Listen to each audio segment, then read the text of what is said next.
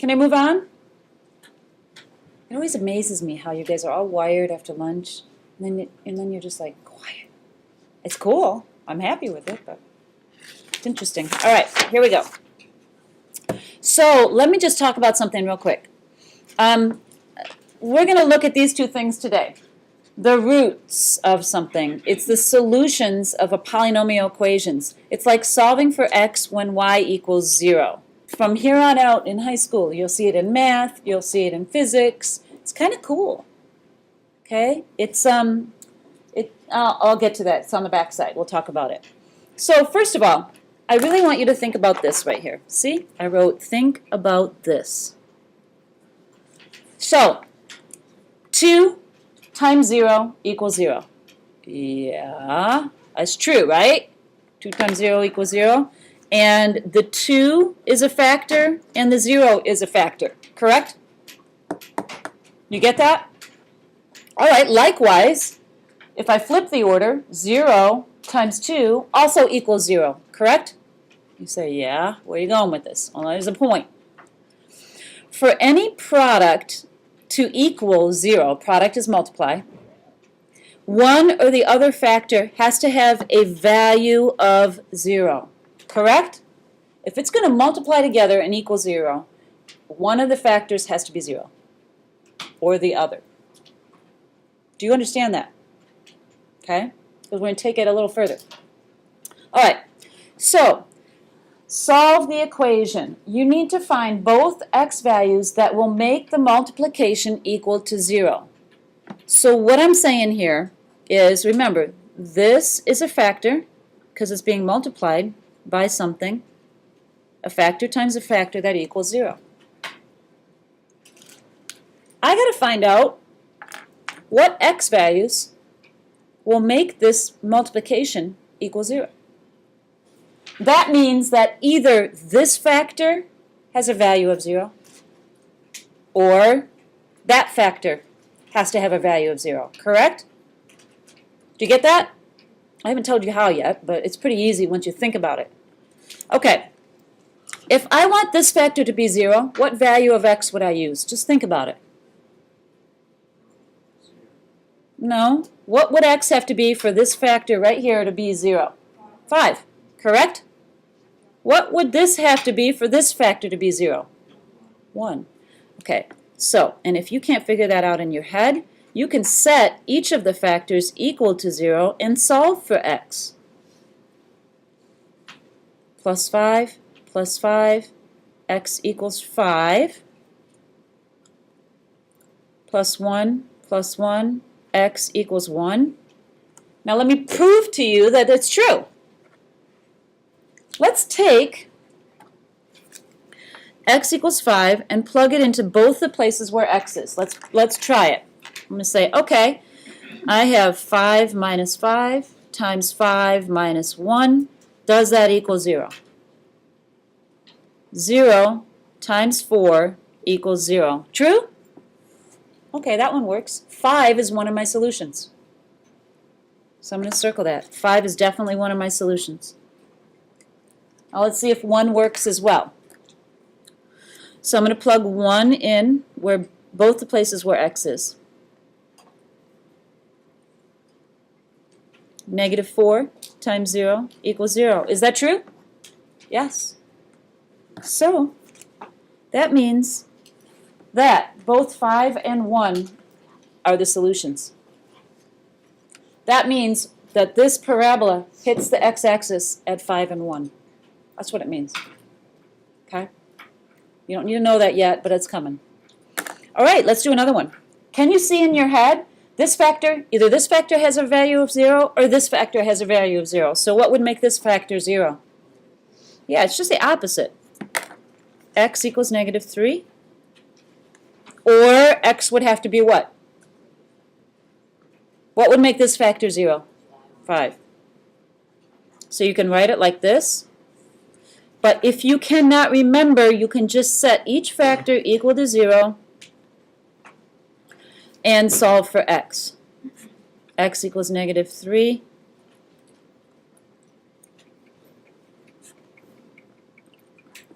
Okay? All right, now, on your homework sheet, this piece right here is for problems 1 through 12. That's what you're going to be doing, numbers 1 through 12, on the homework sheet that I gave you. Yes, Brooke? For like the quiz and stuff, if we didn't, like obviously it's like half of the if we didn't use them. So, factor out the greatest common monomial factor. So what you're going to do is you're going to look, at, I wrote that wrong, look at both terms and decide what number and or variable can be divided out of each. Oh, so I have two terms here. Can I divide, do they have a common factor, the numbers? What is it? 4, right? That's the biggest one, right? So I know that I can divide each of them by 4. They don't have a variable that's alike. So what I'm going to do now is a thing that I call undistribute. Have you ever heard of that before? You've heard of distribute, right? Well, I'm going to undistribute. That means I'm going to pull that 4 out front and put parentheses.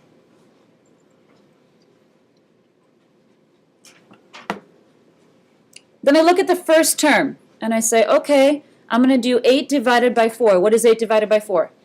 2, and I still have the what? X, correct. Then I put the plus sign. Then I do the next one. What's 12 divided by 4? 3. Sorry, it got a weird color, didn't it? 3. And then I still have also the what? Y. This is factoring out the greatest common monomial factor. That's what this is. That's your answer. You're undistributing, basically. Let's do another one. Okay, here. I'm going to put a line under both of them. Look at the numbers. What's the greatest common factor? 7. Okay, so I know I'm going to divide out a 7. Now I also have to check the variables. Oh. This has a y times y, and this has a y. So I can take out one y from each of them. So I'm going to put 7y. That's what I'm going to divide out of both of those terms. I'll show you. I'm going to undistribute a 7y. Now, on a side note, for you that might not be quite sure, I'm going to take and rewrite this. 14y squared divided by 7y. Because y squared is y times y, isn't it? Okay? So what's 14 divided by 7? 2. So I still have a 2 left when I do this. 14 divided by 7. Now, one of these y's cancels out, don't they? And what do I have left? A y. So I have left here a 2y from this first term. 14 divided by 7 is 2. Y squared divided by y is y. Yes? Plus, what's 21 divided by 7? 3. What's y divided by y? 1. They cancel out, right? So I'm just left with a 3. And that's all you do. Let's just do this last one together. 14 and 35, what's the greatest common factor, you think? 7. It is 7. And if you're not sure, you can do that little thing we did yesterday. M and N are different, so I can't do anything with those. So I'm just going to undistribute a 7. 14 divided by 7 is 2. I still have an M. 35 divided by 7 is 5, and I still have an N, and I'm done. Before we move on, questions on this? Okay, because you know what you get to do on the back? You get to put this and this together. Isn't that exciting? All right. Solve the following equations. That means we got to find out what value is going to where it's going to hit the x-axis, basically. Step 1. The equation must be set equal to 0 to solve. Has to be set equal to 0. Step 2. Always check to see if you can divide out a monomial from both terms. Undistribute. Step 3. Set each factor to 0 and solve for x. So basically, it's everything we did on the other side put together. Is this set equal to 0? Yes. So now I got to undistribute whatever I can. What's the greatest common factor? And how about the variable? What can I take out? An x. I can take a 3x out of both of those. I'm going to pull that out front.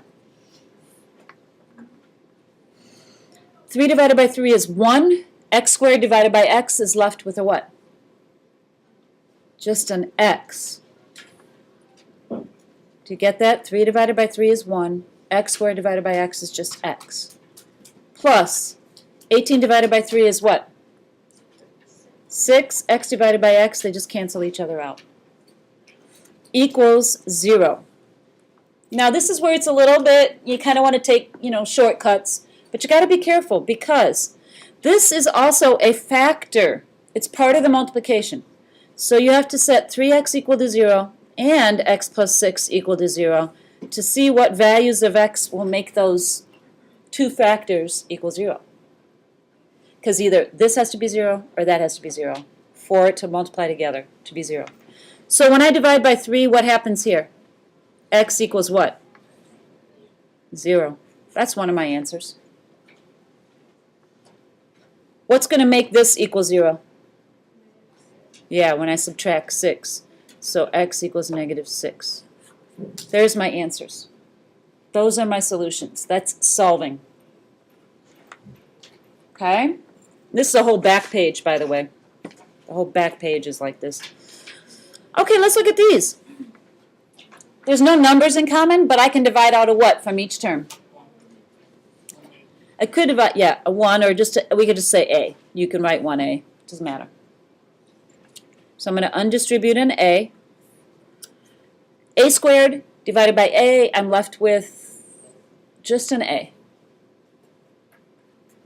Plus, these cancel out, 5 equals 0. Set each factor equal to 0. Maybe you don't have to for that step. This is an answer. And minus 5, a equals negative 5. Cool? All right. This one is just like this one, so we're just not going to do it. Okay? Lessen the time we're working on this. Let's go to here. What's step 1? It's not equal to 0 right now, is it? So what I would do is subtract 2x from both sides.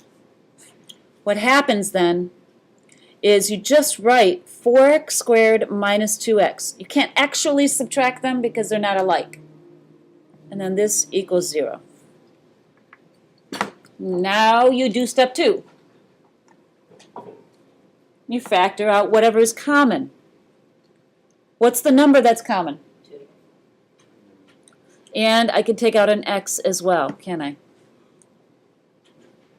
That goes out in front. Raymond? Would it be positive 2 or negative 2? Doesn't matter. It would work either way. So it doesn't matter. Good question. Okay, 4 divided by 2 is what? 2. X squared divided by x is x. I still have a 2x. I'm going to put a minus. This is sometimes confusing. What is 2x divided by 2x? Anything divided by itself is 1. So you have to write that 1. Anything divided by itself is 1 equals 0. Now this is where you might get in trouble. I see it in Advanced Algebra 2. They want to just kind of like not do this out and guess what it would be. And they make mistakes when they do that. So this is a factor, and x equals 0 here. Then I'm going to set 2x minus 1 equal to 0. Some of you can see it in your head, I know. But I'm just going to solve it just to be sure. 2x equals 1. And then divide by 2. And don't say the answer is 2. It's not. What is your answer? 1/2. Okay? Hang in there. This one I'm not going to do out. I'm just going to set it up for you. You would subtract 14s from both sides, and then you would just do the same process. Set it equal to 0 and do the same process. Okay. Let's talk about this, the vertical motion model. It's really kind of nifty, actually. It's about projectiles. You know what a projectile is? If you throw a football, watch the curve. I'm a terrible throw, so hopefully you won't get hit. But it actually makes a parabola. Did you see it? Okay?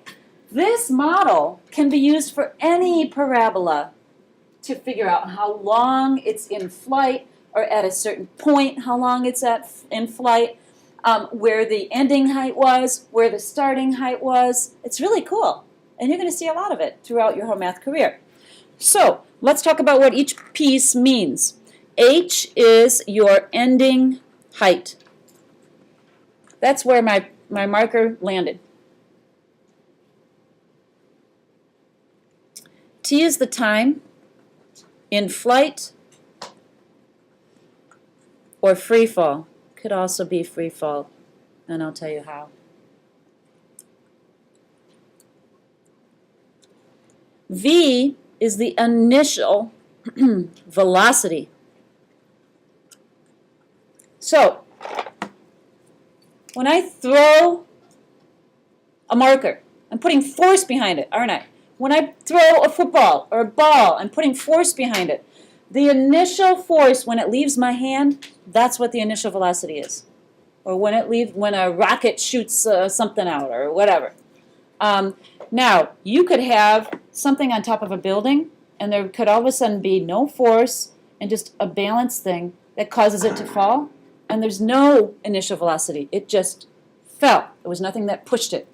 Okay, so a couple things to think about. There's usually a force that makes it go, but sometimes if it just falls, it's zero velocity. And S is your starting height.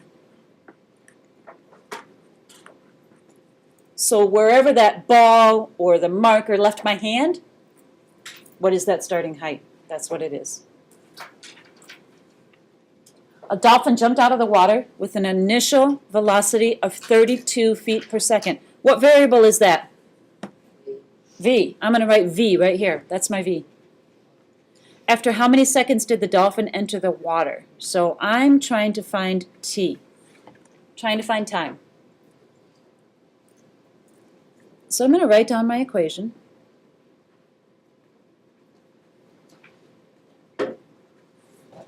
I put a nifty picture in there for you.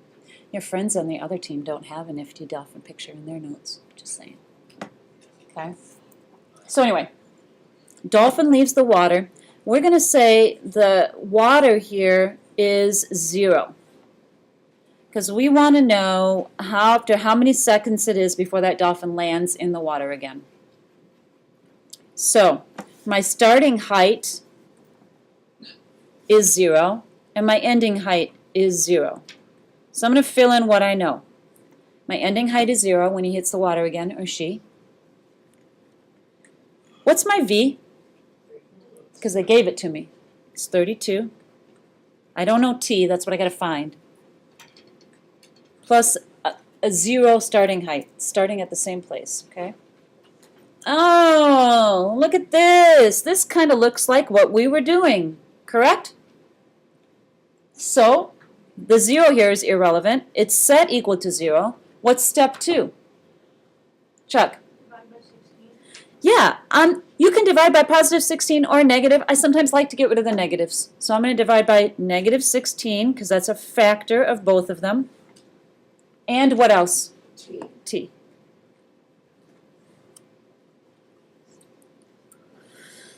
Okay, I am left with, well, I'm going to pull out the negative 16t here.